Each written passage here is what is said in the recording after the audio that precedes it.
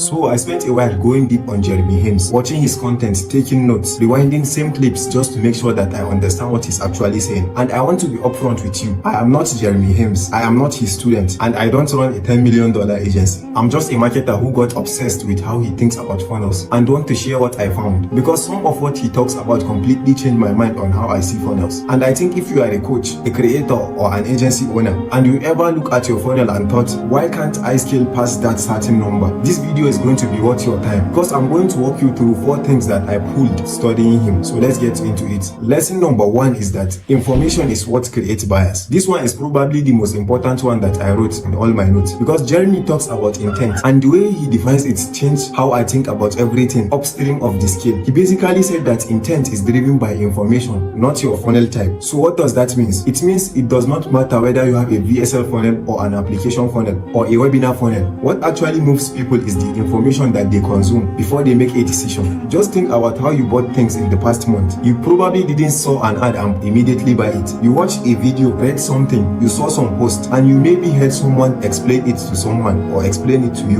And at some specific point, something clicked. You went from this is interesting to I need this. That moment of conviction came from information. Jeremy Haynes' thing is your funnel job is to deliver the right information in the right time, in the right sequence to create that conviction. So if your funnel is not converting, before you change anything, ask yourself what specific information is missing. What does someone need to understand before they say yes? Lesson number 2 is most businesses don't have a traffic problem. This one stings a little, honestly, because the default move when a funnel is not working is to find more traffic, run more ad, post more content, get more eyeballs. And sometimes, sure, traffic is the problem. But Jeremy pushes back on this. He basically says most businesses have a nurturing problem, not a traffic problem. And here's what that looks like in practice. When you got someone into your world, maybe your freebie, or they follow you, or they click on an ad, they are curious, and then you immediately try to sell them. There is no bridge, no journey. You went from here is something interesting straight to here's my $5,000 program, and most people will drop off immediately. So you assume you need more traffic, but what you actually need was nurture. You need content or sequences that move people from curious to interested to convinced. That's what builds relationship and make people trust you. Lesson number 3, every funnel have a trade-off. Okay, this one is more tactical, but it completely reframes how you design a funnel from the beginning. Jeremy talks about friction,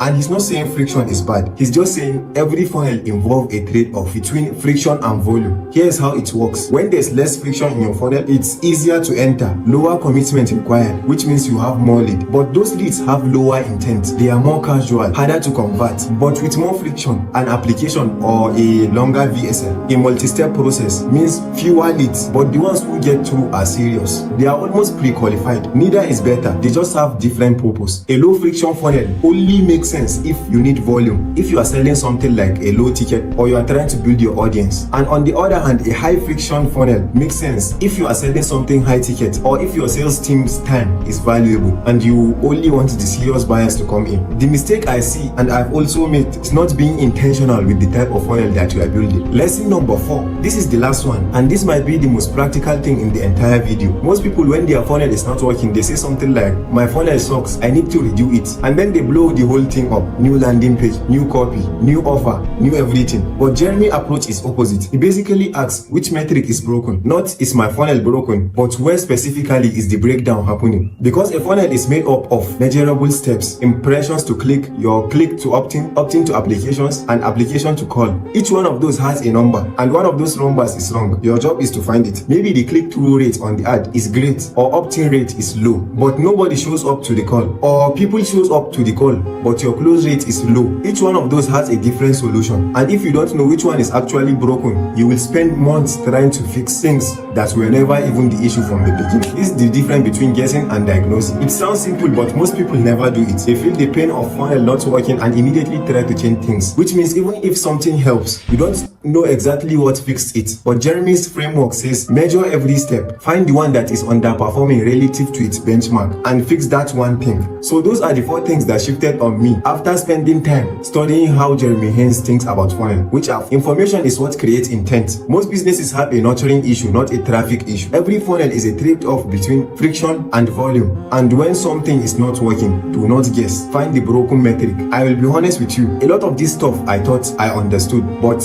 going back and looking at it through his lens made me realize I was treating funnel like a design problem problem when they are really psychology problem. If any of this landed for you, or you want to push back on something I got wrong, drop it in the comment below. And if you want me to go deeper on any one of these, let me know and I will make that the next video. See you in the next one.